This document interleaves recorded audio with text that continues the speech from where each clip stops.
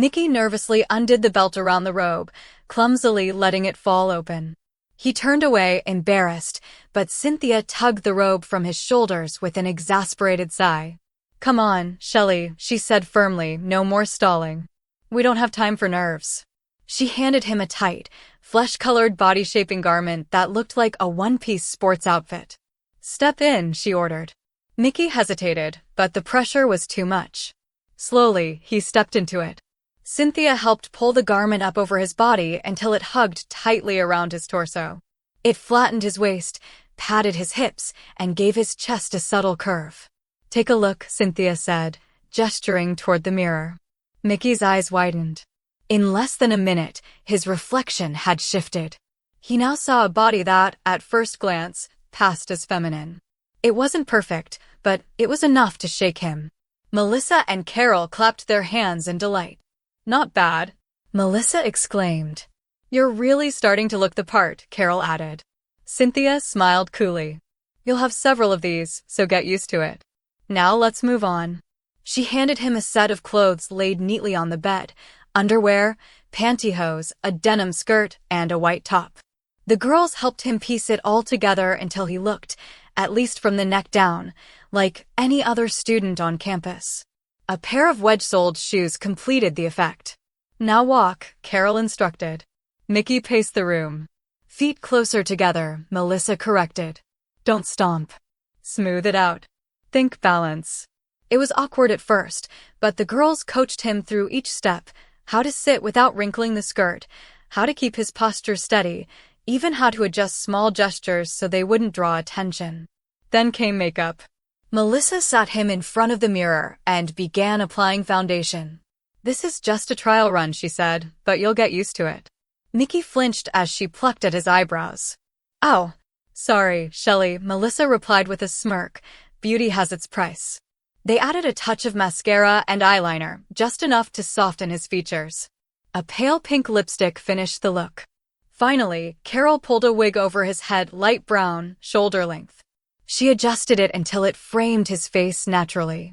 "Okay, take a look now," she said. Mickey turned toward the mirror. "Oh boy," he whispered.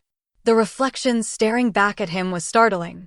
With the clothes, the makeup, and the wig in place, he looked remarkably like a young woman, not flawless, but convincing enough to pass in casual company. Melissa grinned. "Told you it would work." Carol folded her arms proudly. "And this is just the beginning." "It's a good start, but we'll get much better," Melissa said decisively. "Yeah," agreed Carol. She could fool most guys now. This time next week there won't be a girl on campus who'd ever guess. And they did get better. Each day, the girls experimented with different shades of foundation, teaching Mickey how to apply it himself until they found one that worked best. Melissa even arranged for some touch-ups to Mickey's eyebrows, so he wouldn't need constant plucking. They tested wigs until they settled on a light brown style, just past the shoulders, which could be tied back for tennis. They pierced his ears so he could wear small studs and practiced with mascara, eyeliner, lipstick, and blush. Mickey grew used to the body shapers, trying out a variety of skirts, dresses, and casual clothes. To his surprise, most were comfortable. Jeans were tricky if they fit his waist, the hips looked wrong, and if they fit the hips, the waist was too tight. Still, the girls found solutions with padding and tailoring. By the end of the week, Cynthia was impressed. Melissa and Carol were proud. And Mickey, despite himself, felt a quiet sense of satisfaction. "I could get used to this," he thought one night, lying in bed in his new sleepwear. For that first week, Mickey barely left the house. He was terrified of recognition. The girls brought him food, and he spent most of his time practicing outfits and makeup. At night, when it was safer, they would take short walks around campus, coaching him on posture and voice. Every outing filled him with nervous excitement, but also growing confidence. One crucial detail remained: Shelley's student identification. Carol took digital photos of Mickey in various poses and lighting until they found the perfect shot.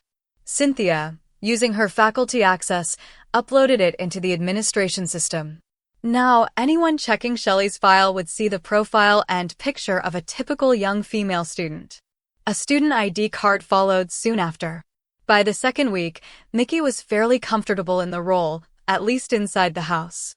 "She's taken to it like a duck to water," Carol joked. But Mickey felt uneasy about Cynthia. Since their first intense encounter weeks ago, she seemed distant, offering advice and encouragement, but nothing more. The shift left Mickey restless, and Cynthia, reading him easily, decided it was time to redirect his focus. "Feel like a game, Shelley?" she asked one morning. "A game?" Mickey blinked. "Tennis, of course," Cynthia smiled. "Properly dressed. You have to start sometime." Within minutes, Mickey was ready in a pale lemon one-piece tennis outfit, one of Jennifer's old cast-offs, paired with white shoes, socks, wristbands, and a visor with his wig tied into a ponytail. They walked down to the courts together, Cynthia chatting about her pro career. There were people around, but none close enough to cause worry. Reaching the courts, Cynthia locked the gate behind them. They began with rallies, then moved into sets. Cynthia's returns were sharp and powerful, far beyond what Mickey expected. Quickly, he realized she wasn't just a coach, but a former professional who still had serious skill. The first set went to Cynthia, 6-4. Mickey adjusted, focusing on agility over power, and managed to win the second, 6-3. By the third, they were locked in a tiebreak and agreed to call it a draw. Mickey was drenched in sweat but oddly exhilarated. For the first time, he forgot about the disguise and simply played. As they packed up, Cynthia walked over to the umpire's stand and checked something in a cabinet. A sly smile crossed her face. "This'll come in handy," she thought. Back at the house, they found themselves alone. Carol and Melissa were out. In Shelley's room, Mickey collapsed on the bed, catching his breath. Cynthia sat beside him, her tone calm but loaded with intent. "I've got something I want you to see, Shelley," she said. Mickey's heart raced. "Another surprise?" he asked nervously. Cynthia stood up and switched on the computer. She logged into the college intranet, opened a video file, and waved Mickey over. "Watch this, Shelley. You won't believe your eyes." Mickey leaned forward, staring at the screen. It was footage from the campus court, two players moving with intensity and speed. He recognized Cynthia immediately, but his breath caught when he saw her opponent. It was himself, or rather, Shelley. The figure on screen moved with fluid grace, hair tied back in a bouncing ponytail, strokes controlled and precise. Shelley looked sharper, lighter, and far more natural than Mickey had ever felt when playing. Mickey's jaw dropped. I didn't know you were recording us," he said, eyes glued to the screen. "The cameras are always on," Cynthia replied smoothly. "For technical analysis. But look closely, Mickey. Look at Shelley. She doesn't just look like she belongs on that court. She looks like she belongs here at this college. Doesn't she?" The longer he watched, the more Mickey realized she was right. Shelley looked like a genuine contender. Strong. Confident. Almost professional. Cynthia leaned closer. "Do you see it now? Shelley plays better than Mickey ever did." Mickey didn't answer. He just stared. Cynthia's voice softened into something coaxing, almost hypnotic. "That's the point, Shelley. You're not losing yourself. You're finding something better. When people see Shelley, they don't see a boy fumbling to hold on. They see a girl who belongs." Mickey swallowed hard. "Do I even own my own body anymore?" he whispered. Cynthia placed a hand on his shoulder. "Your body is just a tool. What matters is the story people believe when they look at you. And they're starting to believe in Shelley." The words sank in. Mickey wasn't sure if he felt pride, fear, or both. They sat together watching the rest of the match footage, Cynthia pointing out technical corrections, strategies, and ways to sharpen his play. Mickey was startled at how relevant and sharp her coaching felt compared to Greenwood's. Maybe she should have been my coach all along, he thought. From that day forward, Cynthia pushed him into morning training sessions, refining Shelley's skills. Mickey found himself agreeing without resistance. Every time Cynthia framed it as part of Shelley's success, he accepted. By the time the new school year began, the campus was filling again with returning students. Mickey, or rather, Shelley, felt confident enough to walk out in daylight. Oversized sunglasses disguised him further, and on several occasions, He even walked past male students who had known Mickey without raising suspicion. Once, Coach Greenwood even greeted him with a casual, "Hi, nice to see you," without realizing who he was speaking to. Mickey almost replied before catching himself. His voice still betrayed him, though he was making steady progress with the voice training tapes Cynthia had given him. And then, one afternoon, Jennifer and the other girls returned from vacation. Jennifer froze in the doorway. "Holy wait. Is that really you, Mickey?" Melissa stepped forward immediately. "No, Jenny. It's Shelley. Get it right." She grinned proudly. "You've got to stop thinking about Mickey altogether. Shelley Webster is our new friend and roommate now." Jenny blinked in amazement. "I'd never have believed it. Shelley, you look fantastic." She pulled him into a warm hug. Mickey Shelley blushed. He was wearing a light brown skirt that fell mid-thigh, a sleeveless white cotton top, sneakers, and a pearl stud in each ear. His wig was pulled back into the ponytail he now preferred. His makeup was subtle but clean. And for the first time in a long time, he didn't just look the part. He felt it. "Thanks, Jenny. I'm really glad to see you back." The other girls were equally impressed.